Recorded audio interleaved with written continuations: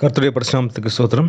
நம்ம கிறிஸ்தவர்கள் நிறைய யோசிச்சது உண்டு இல்லையா? பாவம் செய்கிறவன்லாம் நல்லா இருக்கிறான், தீமை செய்கிறவன்லாம் நல்லா இருக்கிறான், தேவனுக்கு பிரியமில்லாத காரியங்கள் செய்கிறவன் நல்லா இருக்கான். ஆனால் நான் தேவனுக்கு பிரியமான காரியம் செய்கிறேன், அவருக்காக நான் வைராக்கியமாக இருக்கிறேன், அவர் கட்டளைகளும் கற்பனைகளும் கை கொள்றதுக்கு நான் ட்ரை பண்ணுறேன். நிறைய நேரம் விழுந்து போயிடுறேன், ஆனாலும் நம் தேவனுடைய துணையை கொண்டு நான் மறுபடியும் எந்திரிச்சு நிற்கிறேன். ஆனாலும் என்னுடைய வாழ்க்கையிலும் ஏன் இந்த கஷ்டங்கள், ஏன் இந்த போராட்டங்கள்? நிறைய நேரத்தில் வந்து எனக்கு கைவிடப்பட்ட நிலைகள் எனக்கு நிறைய வருது. இதுக்கு ஏன் நமக்கு நிறைய நேரம் தெரியாம இருக்கு இல்லைங்களா? ஸோ அதுக்கு ஒரு அழகான ஒரு வசனம் இருக்கு, நான் வாசிக்கிறேனே. உபாகமம் 8:15.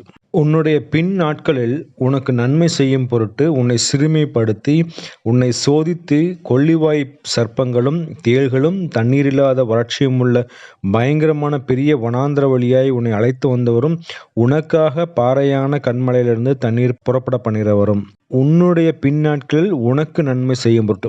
நமக்கு நன்மை செய்யறதுக்காக தான் என்ன பண்றாரு கர்த்தர் வந்து இந்த வனாந்தரமான வாழ்க்கையில் நம்மளை கூட்டிட்டு போறாங்க. நிறைய நேரம் நம்மளே கேள்வி கேட்டுக்கிறோம், ஏன் இந்த வனாந்தரமான வாழ்க்கைன்னு சொல்லிட்டு, இல்லை ஏன் இந்த வறட்சியான வாழ்க்கை, ஏன் இந்த என் வாழ்க்கையில நிறைய பிரச்சனைகள் வந்து இந்த பாம்புகள் போல, சர்ப்பங்கள் போல, தேள்களை போல என்னை கொட்டிக்கொண்டே இருக்குன்னு நீங்க யோசிச்சது உண்டு இல்லையா? அதுக்கு கடவுள் சொல்றாரு, உனக்காக தான்ப்பா இதெல்லாம் அலோவ் பண்றேன். ஏன்னா நிறைய நேரத்துல நம்ம என்ன நினைக்கிறோம், நான் பர்ஃபெக்டா தான் இருக்கிறேன், நான் கடவுளுக்கு பிரியமாக தான் வாழ்ந்து கொண்டு இருக்கிறேன்னு சொல்லி நம்மளுடைய நீதியை இல்லையா, நமக்குன்னு ஒரு நீதி வச்சிருப்போம் இல்லையா, அந்த நீதியின்படி நம்ம கரெக்டாக இருக்கிறோம், நமக்குன்னு ஒரு லெவல் வச்சிருப்போம், அந்த லெவல் படி நான் கரெக்டாக இருக்கேன்னு சொல்லி சொல்கிறோம்.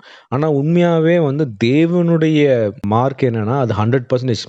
கடவுள் என்ன பண்ணுறாரு, இந்த உலகத்தில் நம்மளை வைத்து 100% பரிசுத்தமாய் ஆக்கிறதுக்கு தான் ஒவ்வொரு நாளும் அவர் ட்ரை பண்ணி கொண்டே இருக்கிறார். அதனால தான் வசனம் சொல்லுது, நீங்கள் வெளிப்படுத்தல 22ஆம் அதிகாரம் 11வது வசனம் நான் வாசிக்கிறேன். அதில் என்ன சொல்லுதுன்னா, அநியாயம் செய்கிறவன் இன்னும் அநியாயம் செய்யட்டும், அசுத்தமாக இருக்கிறவன் இன்னும் அசுத்தமாக இருக்கட்டும், நீதியுள்ளவன் இன்னும் நீதியாகட்டும், பரிசுத்தம் உள்ளவன் இன்னும் பரிசுத்தமாகட்டும். இல்லையா?